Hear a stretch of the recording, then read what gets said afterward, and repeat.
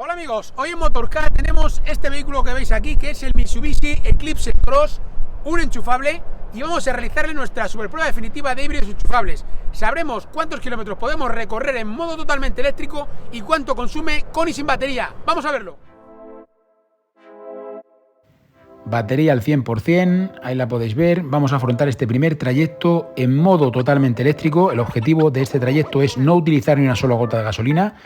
En la mayoría de los casos es así, pero bueno, sabemos que hay algún vehículo enchufable que, pues por ejemplo, con el uso de la climatización, como es en este caso que tenemos a 24 grados, a veces puede llegar a rescindirnos de alguna manera el uso de la parte eléctrica.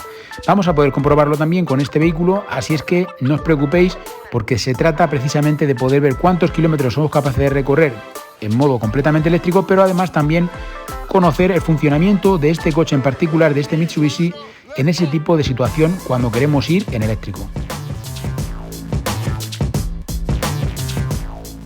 Lo primero que destacaremos de este vehículo es que el funcionamiento en modo totalmente eléctrico también es en modo 4x4, es decir, tenemos motor en el eje delantero, motor en el eje trasero, eléctrico me refiero, y de este modo podemos tener ese 4x4 y de hecho el funcionamiento natural del vehículo va a ser así.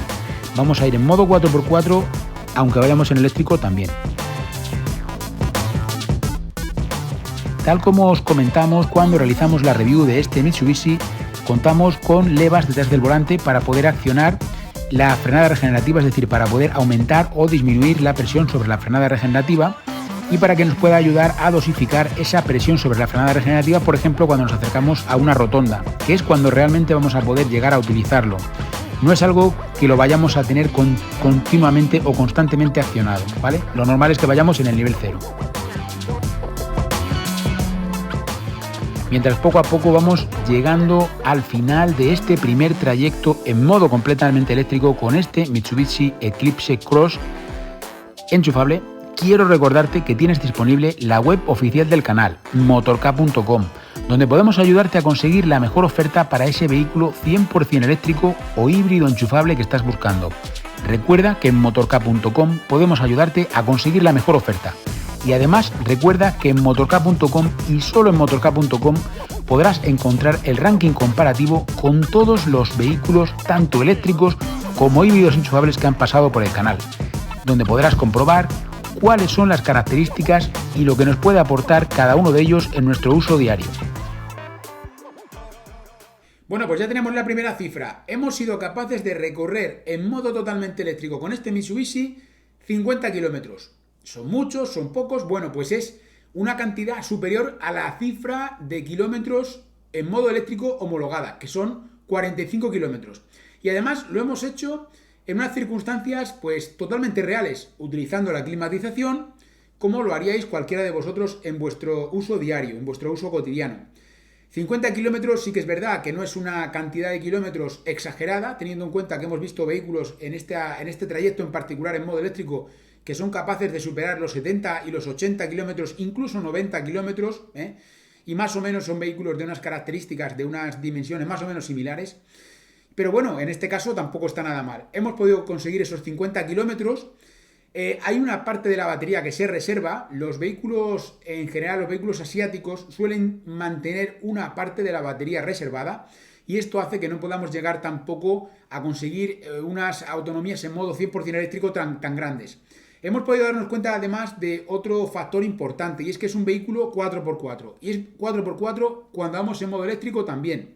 Aunque vayamos con el modo económico, aunque vayamos con la intención de ser lo más eficientes posible, funciona el 4x4, funcionan los dos motores de los dos ejes. Y esto, pues bueno, es una característica que lógicamente viene muy bien para muchas cosas, pero también nos va a penalizar a la hora de poder tener un consumo más eficiente.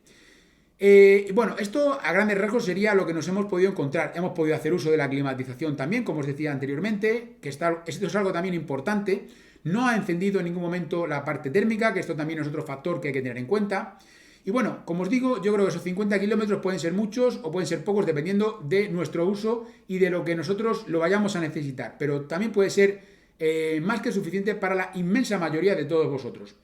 Ahora vamos a volver a cargar la batería. Ya sabéis que vamos a afrontar el segundo trayecto en modo híbrido con batería. Este ya sería para hacer trayectos un poquito más largos, es decir, este trayecto que hemos hecho hasta ahora en modo eléctrico está pensado sobre todo pues, para hacer trayectos cortos, cuando vamos al trabajo, por ejemplo, y estamos a 20 o 30 kilómetros, pues estaría muy bien, podemos ir en eléctrico, no hacer un uso muy excesivo de autovías, sobre todo cuando vamos a ir en autovías que la velocidad máxima son 120 o cuando queremos ir a una velocidad un poquito más elevada. Pero en este trayecto que vamos a continuar ahora, es decir, en modo híbrido, vamos a ver otro tipo de comportamiento. Es decir, es un viaje de 100 kilómetros que también es más que suficiente para la gran mayoría y es bastante representativo de lo que tiene pues, la gran inmensidad de todos vosotros. Y vamos a saber cuál es el consumo con la batería cargada a tope. Así es que ya no me entretengo más, vamos directamente al trayecto en modo híbrido con batería.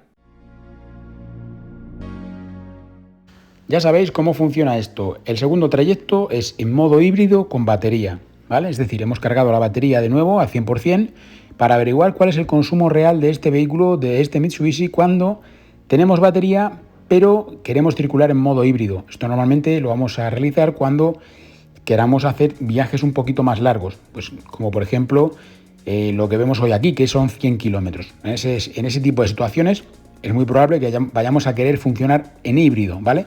Y de este modo vamos a ver cuál es el consumo que obtenemos con este vehículo. Os cuento más detalles a tener en cuenta de este coche.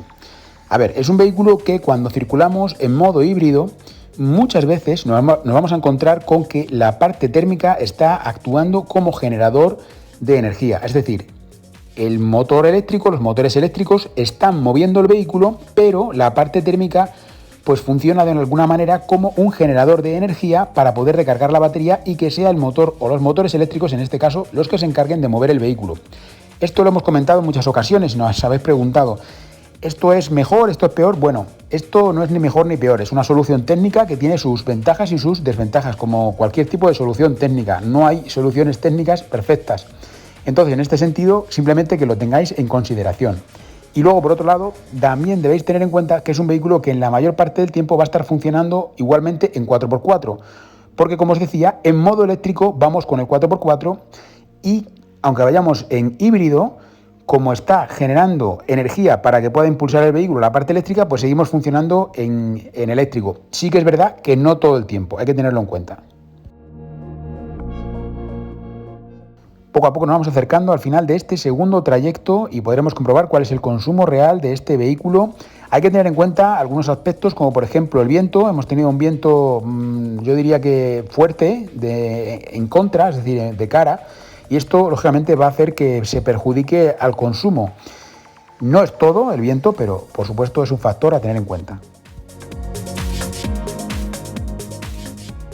Bueno amigos, pues ya sabemos también cuál es el resultado en modo híbrido con batería. Quizá esperábamos algo más, esperábamos tener un consumo más reducido, pero sí que es verdad que por la forma de funcionar de este vehículo nos da que pensar que está más ideado para que pueda ser utilizado en modo híbrido constantemente o un apartado o un trayecto corto en modo eléctrico, ¿no?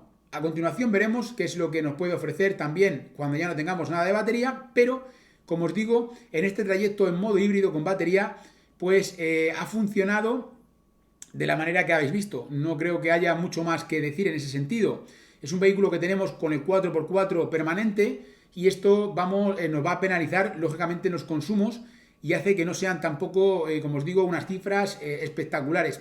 Lo que sí que es verdad es que se mantiene muy estable, es un vehículo muy estable en cuanto a los consumos y también hay que tener en cuenta, para hacer justicia, que durante este trayecto hemos traído el aire en contra, una velocidad en torno a los 20 y tantos, casi 30 km por hora de velocidad del viento, y el viento siempre nos va a perjudicar, sobre todo cuando nos viene de cara, ¿no? Entonces, es otro factor que debéis tener en cuenta para poder entender qué es lo que ha ocurrido durante este trayecto en modo híbrido con batería. De todos modos, como os digo, se ve que es un vehículo que está pensado sobre todo para mantener unos consumos más o menos estables. Ahora ya no tenemos nada de batería y vamos a afrontar el trayecto más complejo para un enchufable, que es cuando queremos hacer un viaje un poco más largo y no tenemos nada de batería. Vamos a verlo. Afrontamos el tercer y último trayecto. Os recuerdo que en este caso será un trayecto sin batería, es decir, podemos tener algún pequeño porcentaje de batería que sea una parte no visible o que sea una parte de la energía que el vehículo no nos permite gastar, que no nos ha permitido emplear. Ya sabéis que siempre hay reservas de baterías, algunas son visibles, otras no tanto, pero bueno, al final esa es la parte que puede quedar. Y el primer comportamiento que veis es el que estáis observando ahora mismo, es decir, tenemos un motor que está tirando del vehículo y que al mismo tiempo está generando energía para poder cargar la batería a pesar de que no tengamos nada, ¿no? Veis, todo el rato su objetivo es ir cargando la batería. Esto tiene una parte buena y una parte mala. La parte buena es que probablemente más adelante podamos tener disponible un pequeño porcentaje de batería, y la parte mala es que, claro, si estamos generando electricidad y al mismo tiempo estamos impulsando el vehículo, vamos a conseguir un consumo mayor.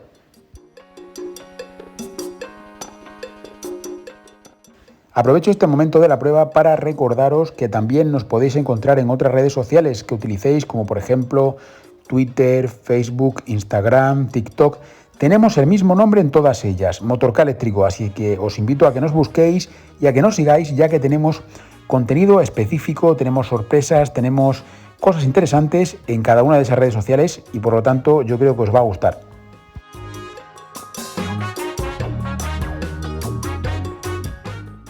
Algunos de vosotros nos preguntáis también sobre las autonomías totales que pueden tener estos vehículos, los híbridos enchufables. Bueno, hemos hecho alguna prueba de autonomía total y podéis ver más o menos cuántos kilómetros se pueden recorrer con estos coches, pero es muy sencillo. Simplemente lo único que tenéis que hacer es pues dividir los litros que tiene el depósito, que por ejemplo en este vehículo pues son 43 litros, entre el consumo que nos salga.